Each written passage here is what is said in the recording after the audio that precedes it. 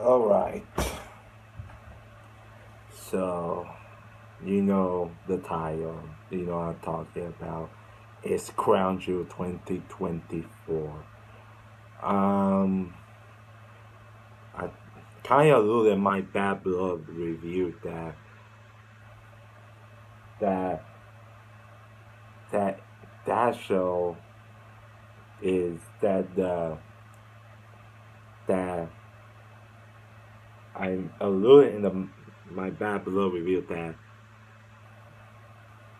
when I said that the issue with that show was it felt important that the next paper in next pay-per-view PLA whatever one you go might sound and look the same. And it kind of felt that way with this show. Like I just like I just feel the product right now just feels so important that it really doesn't hook you to you anything. And it's not like it's overly bad, but not a lot of things to look forward to. This show was kind of perfect. So although there was more stuff I slightly like than the Bad Blood show, it still felt unimportant. And like the champion, and with crowning the Crown Jewel championships, like I don't know, like it was gonna take a lot for to get us that excited because this was supposedly only going like I found it so fucking funny that they went to an extreme amount of lengths to promote the Crown Jewel show with the Crown Jewel Championship. They brought that championship, that big ass belt, almost every fucking week on Raw, on SmackDown. It was fucking everywhere. And then when it comes showtime, none of the winners even gonna even go home with the fucking title. They have to bring a fucking ring in their finger. Like it's a fucking wedding. Holy crap, man. Like, talk about when the championship. Utterly fucking pointless. Wow. Man. So, yeah. The show was decent, and there was some really good match I had to talk. So let's not waste too much time. Let's start off with the six-man tag team match with the New Bloodline, Solo Dakota, Jacob Fatu, and Tama Tonga. I think that's were those three against the original Bloodline, some sort of Roman Reigns, the OTC, whatever, Jimmy Uso, and Jay Uso. The Usos are forming together back for this match with the cousin Roman Reigns. You know, I think they need to be really fucking careful how they handle it. With all the time they're taking lengths to take care of this story, after seeing the work of Roman Solo, I gotta say, from a character standpoint, Solo's been outshining Roman Reigns in many aspects during this story. Because like Solo has been feeling is getting some progress. He's actually showing some new ones. He's trying to have a happy meal, how to be a city ruler and being a kind of a funny looking like dork. And he's really coming into his own. And then with Roman, this is the weird habit of Roman really doesn't develop. Like 1 week he's telling Jay that he's proud of him, and then after this show, the other week he's telling Jay, "I'm sorry, I didn't even have to waste my time." Still berating Jay, like, like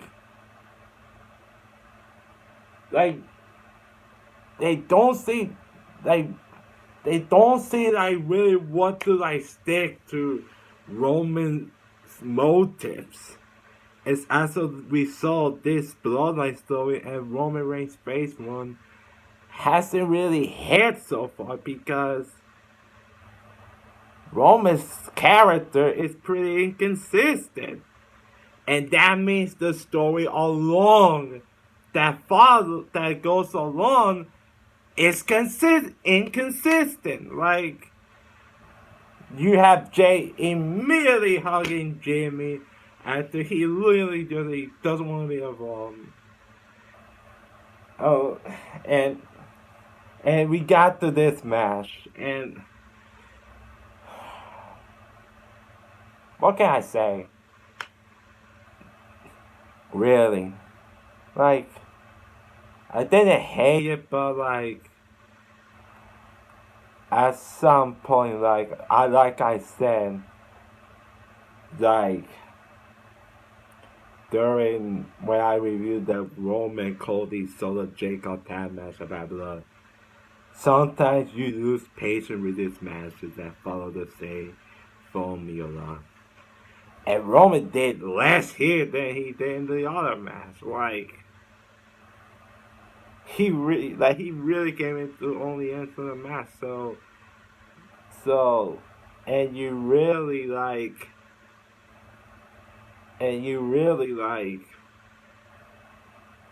waiting for him to start showing up to have some pick on this because a lot of it was just a lot of stalling just to get to like the ending.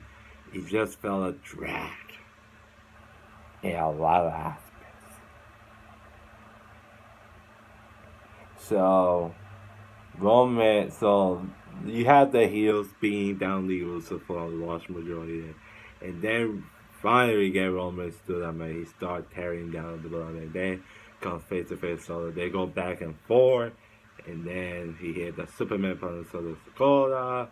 He was getting ready for the spear, and then Solo led to the funny moment that's funny but also sad that Solo hits the Samoan Spike of Roman. He has Roman for the pin, and Jey also fucking misses cue in the whip as he about to hit the three. That's just when Jey hits it. So it really like stalled. It really like he was the. So it really looked like the whip really stopped the pin to let Jey came in. So yeah, that was kind of messed up.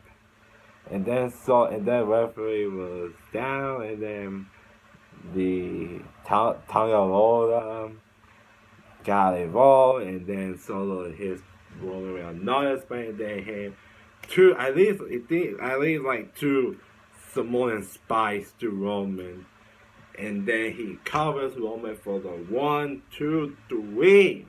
Yes, Solo Sikoa pins Roman Reigns. Ain't much needed one because like the Bloodline needed to get their heat back, and like that's also kind of been another like issue. It's like when it comes to matches, the Roman always seems to get the one up on Solo, and Solo has really come on several losses, so he needed. And for his team, they needed this win badly. So I'm glad that this was the right outcome. Totally the right outcome. And then you had the New World attacking Roman, Jimmy, and Jay. And then we get Sami Zayn coming. Looked like he was about to join up Solo Spotlight, but then he attacked the New Bloodline. And then we got to the point where the four OG Bloodline, Sammy, Jay, Jimmy, Roman, all cornered Solo into one ring. And then we saw Sammy was about to hit the Holovic on Solo. Solo is ducks, and Roman got hit with a Holovic. And then the New Bloodline left, and they had a great shot of Sammy walking out to the stage while Roman looks in the middle of the ring, looking defeated. Almost how he put Cody that's in situation last year at WrestleMania and at Night 1 this year. So that was a great shot. The post match will really make this whole thing worth it, I think. The match was blah. The match was blah. But it was like mediocre at best. But the post match was made it work. I really liked that one. And again, but again, like, they could have spent weeks trying to properly develop this storyline, and it really feels like moving space because probably the Roman Solo thing for this story is coming to the end, so they probably moving a lot of spaces to make so they can do romance sort of like, I don't know, Saturday Night's main event or something, because it's like they are really speeding up this story as it's going along. Maybe that's because the Roman Solo thing in this story is wrapping up, so they're speeding this story as much as they can. So yeah, but like they could have spent like, I don't know, weeks trying to develop this thing, this story for War Games, and instead it's just right on that is OG Bloodline, Roman, Jimmy, Sammy, and Jay, like you saw on the SmackDown after against the New Bloodline with Solo, Jacob, the Tongas, and apparently they're adding a fifth man, so on each team, so yeah, they're teasing with Seth Rollins, I saw, but I'm gonna save it when I get to Survivors. I don't want to make too much, so yeah, I'm gonna leave it. So enough about the Bloodline. The next is the four-way tag team match for the women's tag team. You got Bianca Belair and Jade Cargill defending against Damage Control, Io Sky, and Kairi Sane, Chelsea Green, and Piper Niven, and NXT's metaphor of like Jeanette Jackson and Lash Legend.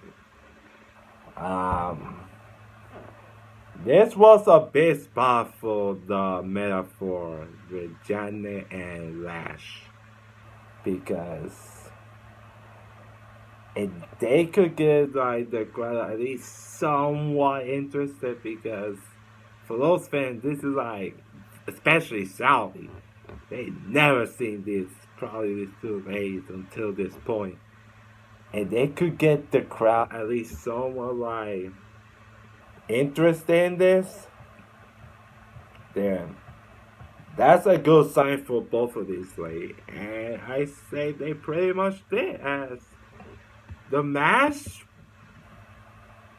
for the most part was fun.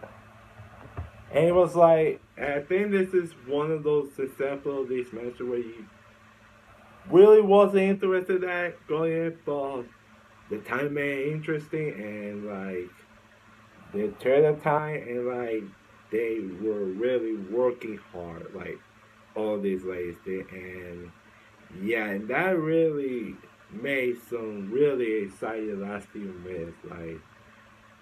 Like you got Jen Metaphor doing cool ass moves, and like, and they really had the crowd into it, and yeah, and Chelsea Green, like I gotta say, with this new women's mid-card championship, if Chelsea Green, if Chelsea, if Chelsea Green at some point doesn't win that title, these people are out of their fucking minds.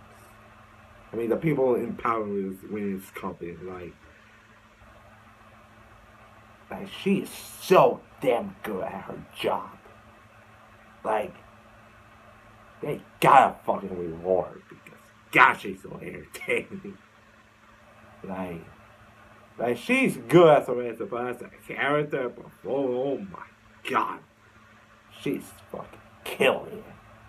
She keeps killing it every single time. And her and Piper Niven as a team just works. It just works like that. So yeah, and they had and you saw in the match like Piper Niven was looked like they were gonna take out Jay, and then Piper hits the spot, but if it hits on Chelsea selling was great. And then Bianca Belair and Jericho hit their Code Breaker German suplex combo, and that got them the win. And Bianca Jay retained their Women's Tag Team Championship in a pretty good match, I must say. Like, it was better than the openers, I must say. So yeah. So Jay and Bianca retain in a fun match. Then you get Seth Rollins against Big Bronson Reed. This is one of the matches I was really looking forward to because some of the stuff that these are doing, like Teddy and has been really good stuff, and Bronson Reed, like, when this feels all said and done, if they don't continue pushing the guy, then this was all for nothing because, like Bronson could be shows you, like in this field, he can be a big player that you can plug into a main event scene and people will buy it. And you can kind of see in this man as Bronson Reed versus Seth Rollins was a pretty good match. Like they told a pretty good story. Like it started out with the brawl, the pre-match brawl, and then and they kept building up the pace of the match, and Bronson Reed looked like a total badass, and Rollins looked good as always, and I feel like since Rollins hasn't had too many matches since wrestling, he really hasn't had that many matches this year alone. With the injury that he suffered, with the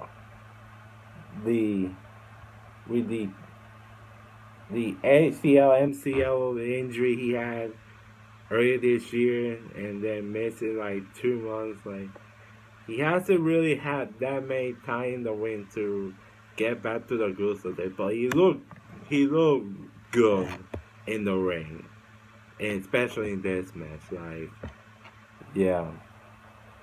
And while I feel like finisher spamming can be and overbooked thing if you don't pull it carefully.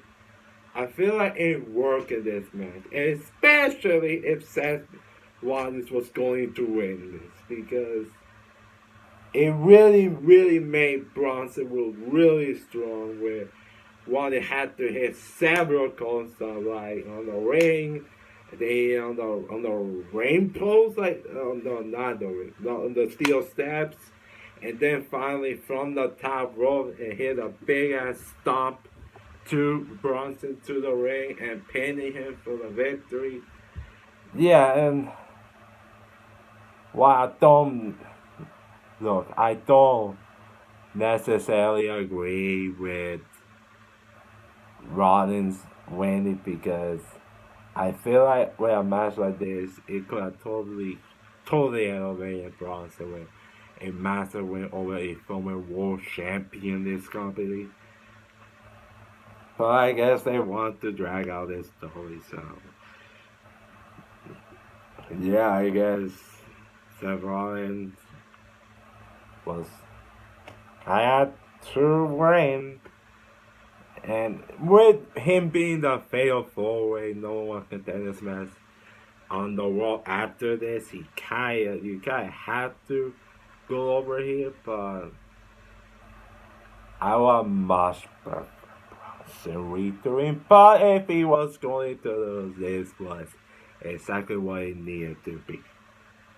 And he kind of looked really like a badass, like with him standing up with with blood on his right eye, and then Seth looking totally in horrible. That wasn't good.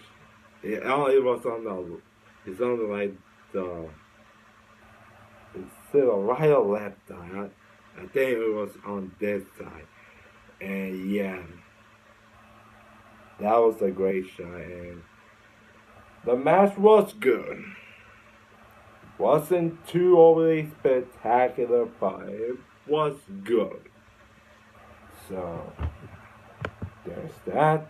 And for in one of the two Crown Jewel Championship matches, which is champion versus champion, you got Nia Jax, the WWE Women's Champion from SmackDown, against Liv Morgan, the Women's World Champion from Raw. And yeah, this was exactly what I expected. And yeah, this wasn't really that good. Wasn't totally horrendous. They kept it short, but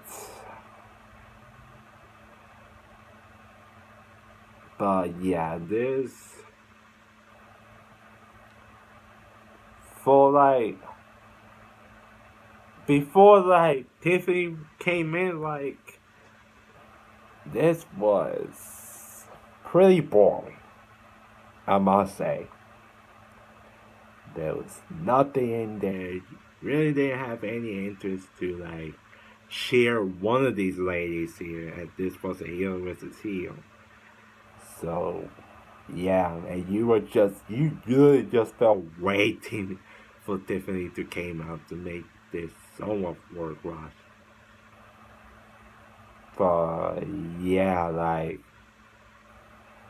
so she came in, going TC a cash in, but she does not do it.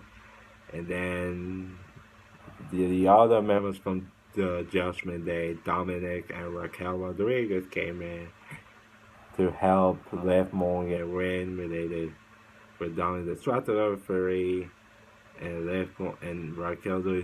Raquel hitting Nia Jax, and then Liv hit the Oblivion Nia for the win, and Liv Morgan is the Women's Crown Jewel Champion.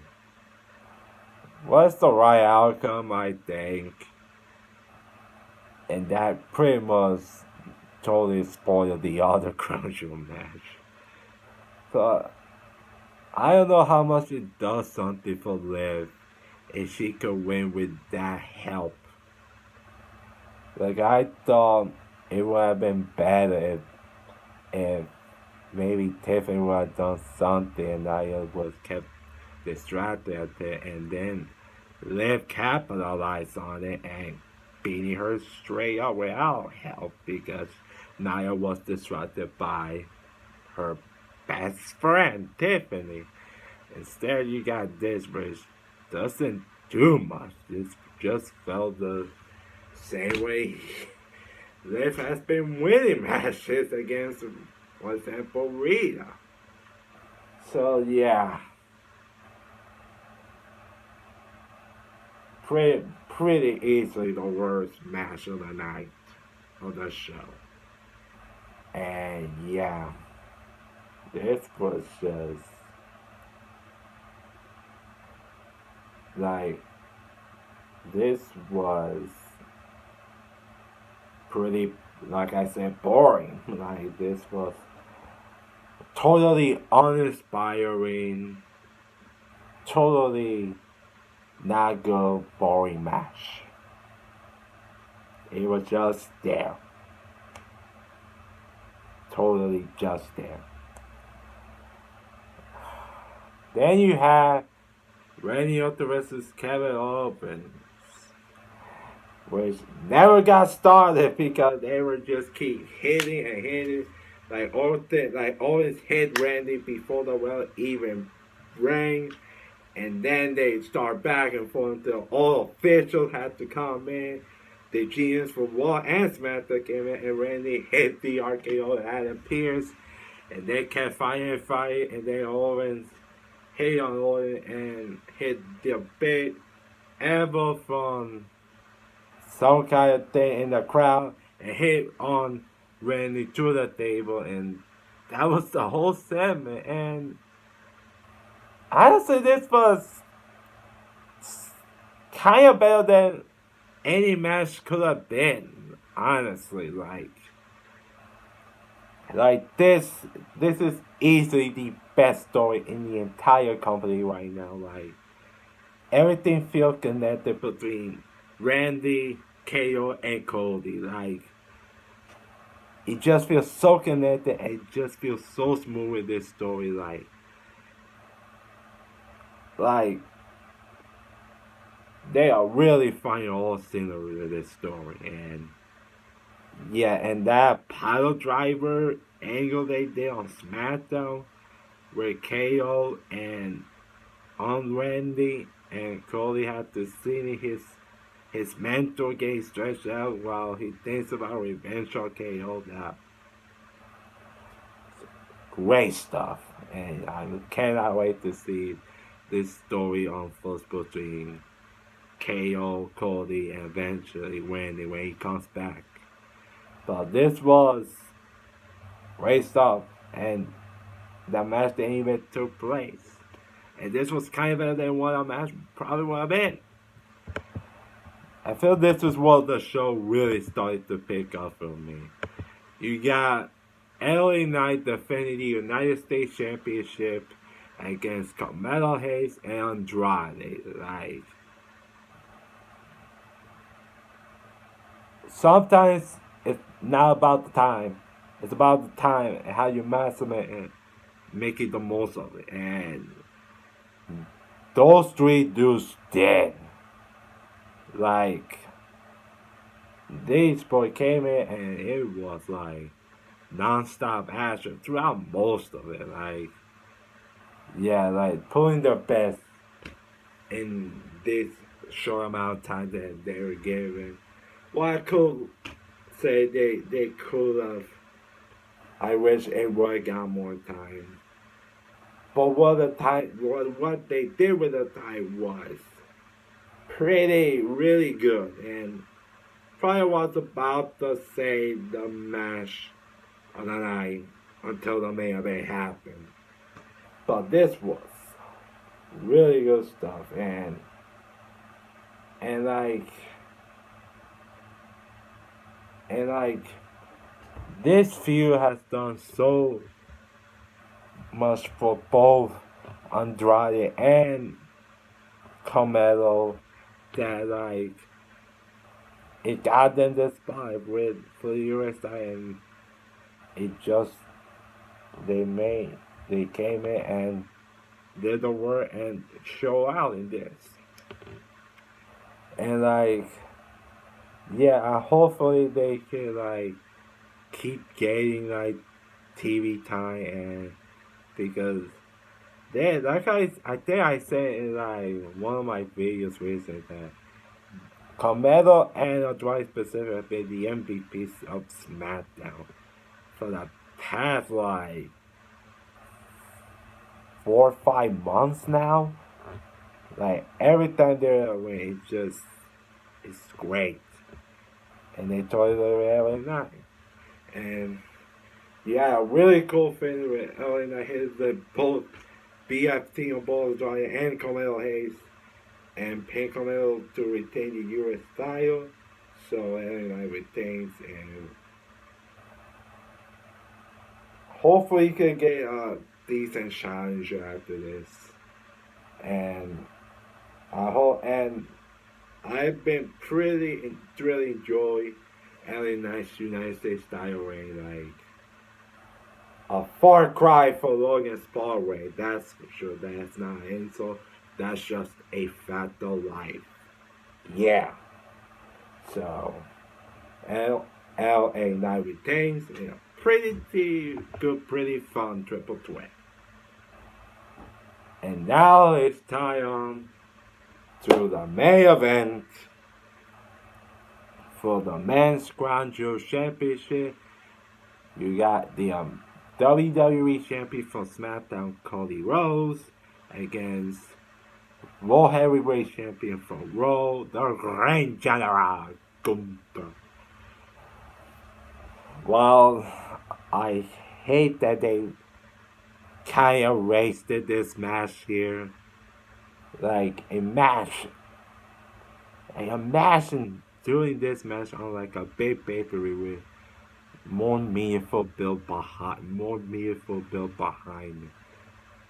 Fans would have been much more savage into this, but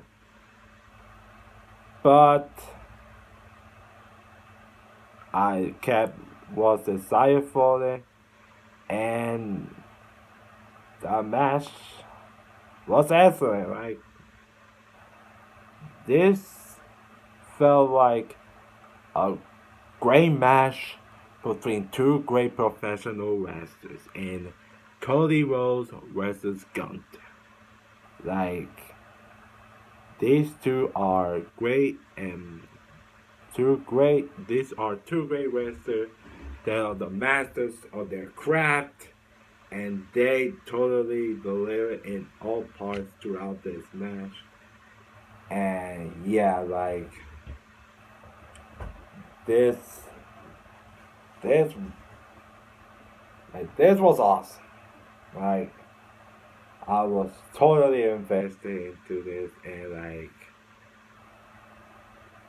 it really told a really great story. Like the heel Dominic, like he raised out the babyface, and the babyface just having he kept going, he kept going, he fight hard, he fight back, and this really made for a great dynamic for a wrestling match. And there's nothing much more I can praise it. Like you know when you gotta get with these two, especially together. Like I was really waiting for them match since their Royal Rumble in Canada, the final thing like 2023. I was keep waiting for that, and they deliver in all aspects on it. Really, really awesome match. And believe it or not, I quite like the finish because again with the story of Gunther was keep trying to like hook on the cookie across the redneck show throughout multiple times that in all around it ended up costing him the match when he tried to submit Cody, and it ended up backfiring on him, and Cody capitalized and won this match. So So yeah, it really doesn't hurt Gunther because the story was Gunther got overconfident and pretty much made a mistake. Just keep going on and then it cost them. So yeah. So that was a pretty neat thing. And also cool callback between Bret Hart and Roddy Piper like WrestleMania 8. And what I love about it is that it's like Gunther really a month or two prior to this was tearing down Bret Hart for calling him the second favorite wrestler. And to see him lose in a Bret Hart type of finish, that was quite prolific, I must say. So in the story at least, like yeah, like this was a really great excellent match between two great excellent professional wrestlers in their craft, and I thoroughly enjoyed. Cody Rhodes won the Men's Grand Championship, and they look honestly like the belt was probably bigger than Cody's. Like it was like covering up when Cody had it in his way. It literally covered his entire race. Like it was like this with the championship. It was so fucking big. Like wow, that was like that's gotta be the most expensive championship that ever made in the history of that company. I can guarantee you. So yeah. So overall, I won't totally recommend checking out the show, but if you can do it, check out for two matches, the triple threat and the main event. Everything else went from good to blah to lifeless. So yeah, so that's my whole thoughts on Crown Jewel. It was a decent show. There wasn't good or great eye. Like I said, you only need to check out two matches for this show alone. And that's pretty much it. So there's that for my Crown Jewel review. Like this video. Video if you haven't. Subscribe. Tell me what you thought about Crown Jewel in the comment section below. And as always, I'm Jason Maenius, and I approve this message.